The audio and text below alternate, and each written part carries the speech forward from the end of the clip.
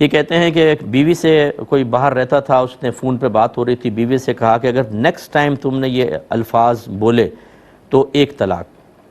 بیوی نے بعد میں کئی مرتبہ وہ الفاظ دہرا دیے تو وہ پوچھتا ہے کہ کتنی طلاقیں ہوئی ہیں۔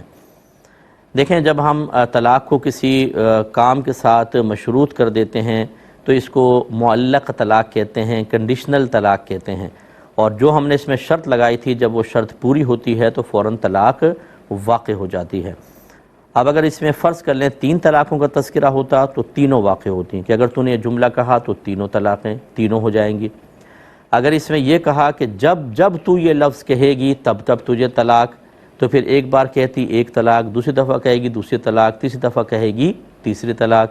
لیکن جو آپ نے صورت لکھی اس میں ایسا نہیں ہے، نہ 3 طلاقوں کا تذکرہ ہے، نہ اس میں ہمیشگی، دوام، استمرار کا ذکر ہے، بس یہ کہ اگر تو نے الفاظ نیکسٹ ٹائم کہے تجھے طلاق۔ تو اس کا اب اصول مطلب یہ ہوگا کہ جیسی بیوی نے لفظ کہا، چاہے 50 دفعہ کہہ لے، وہ پہلے لفظ سے ہی طلاق پڑ جائے گی، اور یہ قسم بھی گویا کہ اب یعنی یہ جو طلاق معلق تھی یہ بھی ختم ہو جائے گی، ایک طلاق ہو گئی، اب آپ کو دوبارہ اپنی زوجہ سے رجوع کرنا ہوگا، اور اس کے بعد جتنے بھی الفاظ کہیں اب کوئی مسئلہ نہیں ہے، کیونکہ جب اس طرح کی طلاق ہوتی ہے،